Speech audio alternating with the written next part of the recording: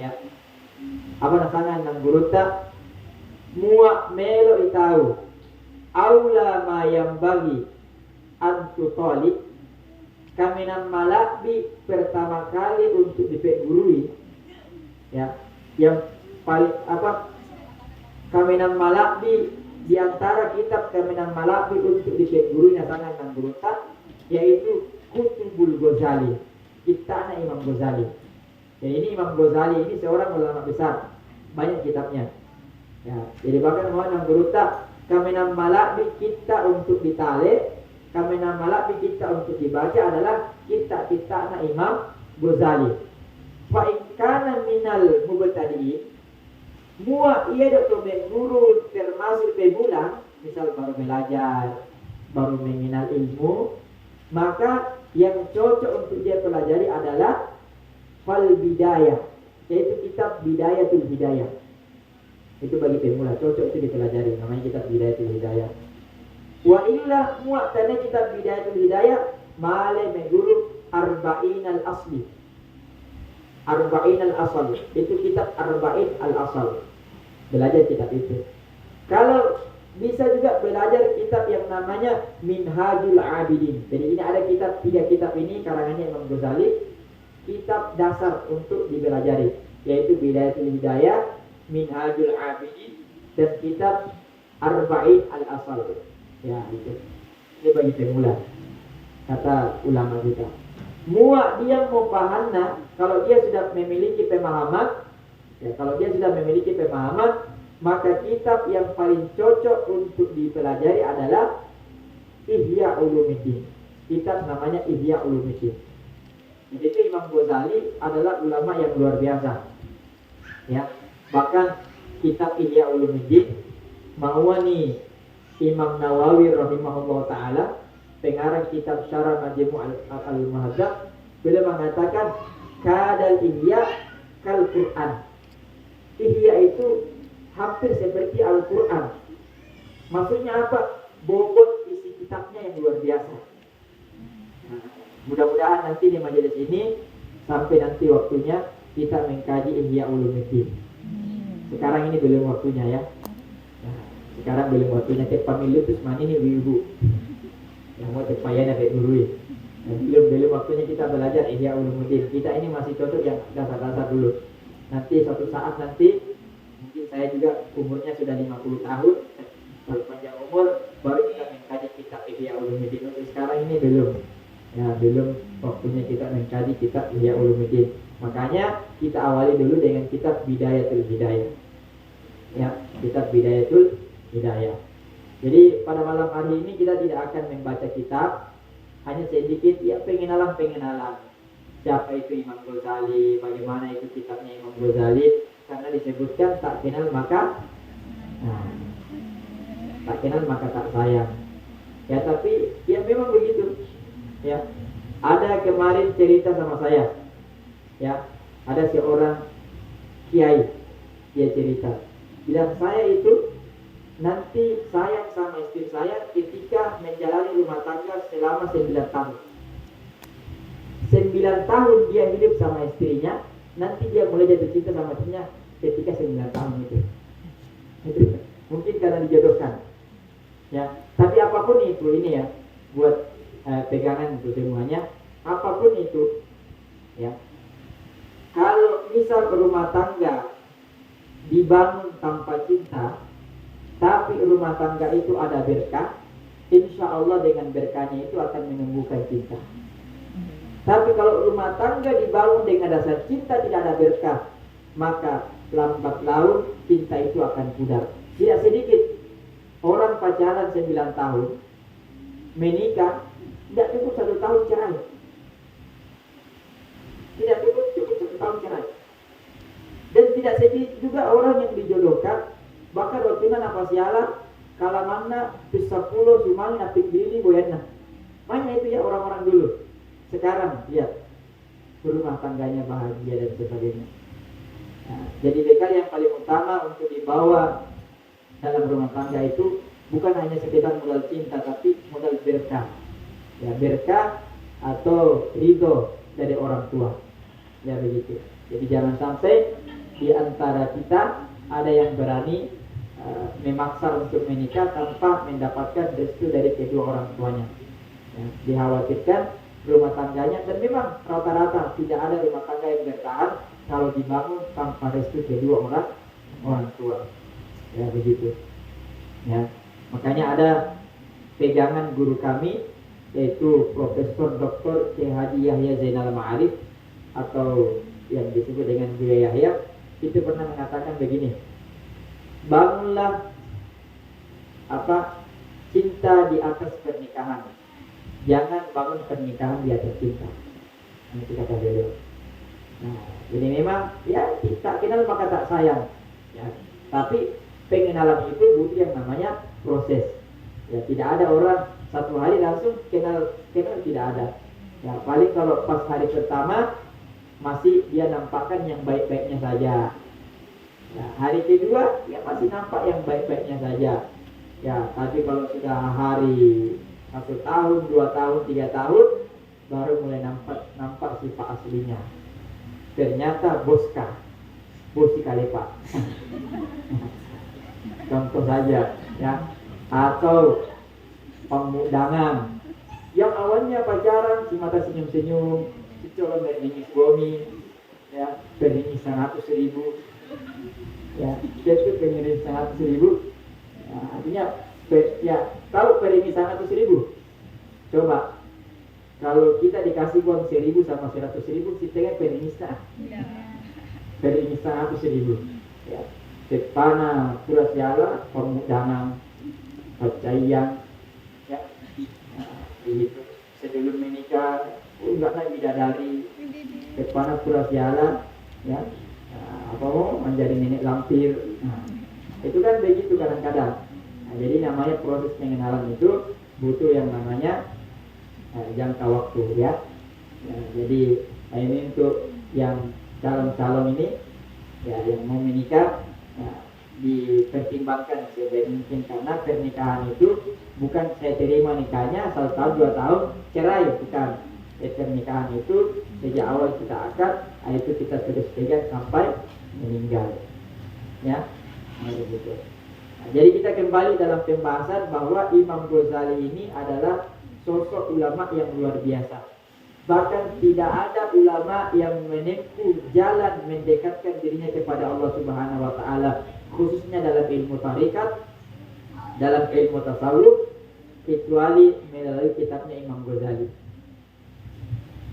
Bahkan disebutkan dalam kitab bahwa dulu para sada Alawiyin ya, Filodor Sayyid tadi pernah satu waktu mereka akan menyusun kitab untuk membaca Puapona.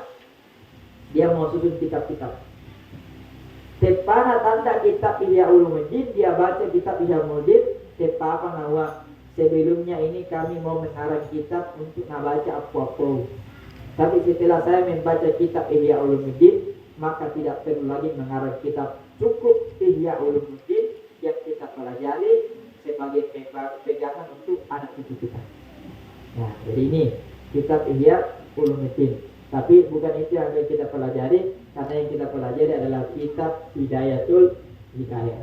Dan insya Allah pada pertemuan berikutnya kita akan kaji secara mendalam. Hadirin yang dimuliakan oleh Allah Subhanahu wa taala. Jadi alhamdulillah pada malam hari ini kita bisa berkumpul bersama di majelis ilmu. Dan insya Allah saya yakinnya kita semua yang hadir pada malam hari ini adalah orang-orang yang diistimewakan sama Allah Subhanahu wa taala. Ya. Karena kenapa? Ya, pernah lihat presiden turun dari pesawat? Pernah minta presiden turun dari pesawat? Ya.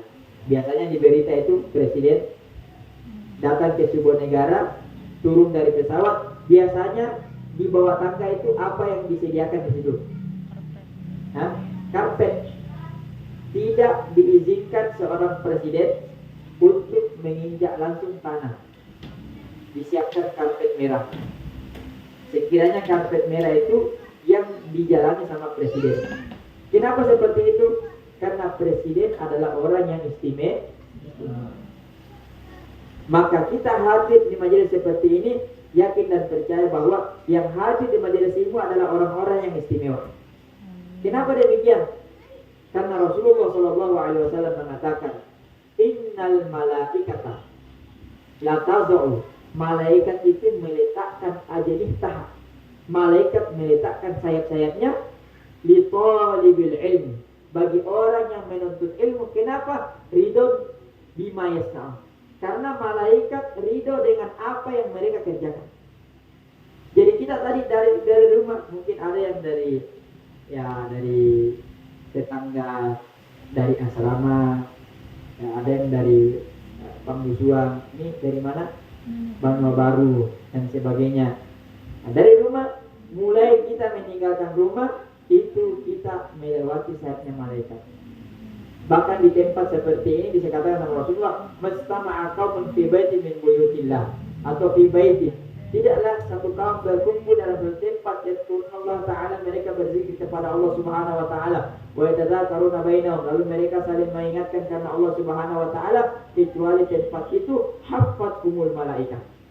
Tempat itu dijaga sama malaikat. Dijaga sama malaikat. Ya, dijaga sama malaikat. Makanya beruntunglah kita bisa hadir istiqamah di majelis yang seperti ini. Ini bukan soal siapa yang membawakan ceramahnya, siapa yang membawakan pengajiannya, tapi murni daripada fadilah majelis ilmu. Ya. Belum lagi di majelis ilmu itu kita mendengarkan kalam-kalam daripada ahli hikmah, kalam-kalam Rasulullah Shallallahu Alaihi Wasallam. Maka ini hadirin dimuliakan oleh Allah Subhanahu Wa Taala. Mauan nang guruta ada 3 obat. Nah ini talina sana pauli untuk mapauli muamongi ateta. Nah ini pegang ini ya, ada 3 resep. Ada 3 resep. Kalau ada orang yang sakit hatinya, dia galau, dia gundah, dia bingung, banyak masalah, maka lakukan 3 resep ini atau salah satunya. Insya Allah ia dio kegalawatta, ia dio rasa pusita, insya Allah akan hilang. Nah ini ibu-ibu, ingat kalau pusing, kalau banyak masalah, kalau sumpek, kalau galau, amalkan salah satu yang 3 ini. Amalkan salah satu yang 3. Yang pertama, nasangan dan guruta, yang bisa mengobati kegalauan kita, yang bisa menenangkan kita kalau mendapatkan masalah. Yang pertama adalah zikrullah ta'ala, yaitu berzikir kepada Allah Subhanahu wa ta'ala. Ya, bi ayyi lafzin kana, dengan lafaz apapun. Pokoknya kalau sudah berzikir kepada Allah, insya Allah berzikir kepada Allah akan membuat kita tenang. Ala bizikrillah tatma'innul qulub. Ketahuilah dengan berzikir kepada Allah itu akan membuat hati kita tenang. Apapun lafaznya, mau baca la ilaha illallah, mau baca subhanallah wa bihamdihi subhanallahil azim, subhanallah walhamdulillah wa la ilaha wallahu akbar, la haula wa la quwwata illa billah. Apapun lafaznya. Jadi misal ada masalah, ya, bukan berarti zikir itu membuat masalah selesai, ya, bukan ya. Dia mau lambe itu masih kiri tahu masalah hilang, bukan itu. Yang namanya masalah itu tetap harus diselesaikan. Contoh, apa di antara masalah? Indra masalah apa bukan? Masalah. Maka muayak indra cara menyelesaikan indra bukan dengan berzikir. Melok lamba dibutuh. Aku kamu masih zikir supaya luas indramu. Bukan itu. Zikir itu untuk membuat kita tenang, sehingga walaupun kita pusing banyak utang, kita tetap tenang menghadapi. Barulah kita punya pemikiran, oh begini caranya melunasi utang. Jadi zikir itu membuat kita tenang, bukan mengatakan utang kita lunas. Ya. Jadi tetap kita carikan solusi, tetap kita carikan bagaimana solusinya untuk mengatasi masalah kita. Nah, sambil kita bantu dengan berzikir supaya matanya tetap kita bisa tenang untuk menghadapi masalah seperti itu. Yang kedua, nasangan dan gurita yang bisa membuat hati kita tenang adalah melihat orang-orang soleh, berjumpa dengan orang-orang soleh. Ya, berjumpa dengan orang-orang soleh. Ya, makanya ciri-ciri orang soleh itu ya, disebutkan idza ru'u dzikrullah. Itu orang soleh kalau kita lihat siapa yang diingat Allah. Ya. Orang soleh kalau dilihat siapa yang diingat Allah.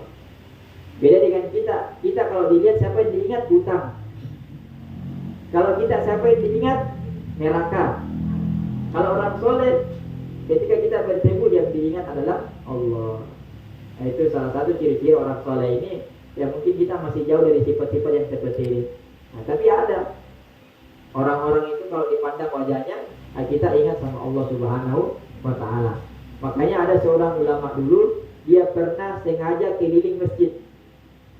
Untuk apa keliling masjid? Ditanya muridnya, kenapa guru kita keliling masjid? Dari tadi saya perhatikan, seakan-akan kita ini cari-cari pandangannya orang, cari-cari perhatiannya orang, supaya dipandang sama orang, supaya dilihat sama orang. Mengapa rawat itu dia?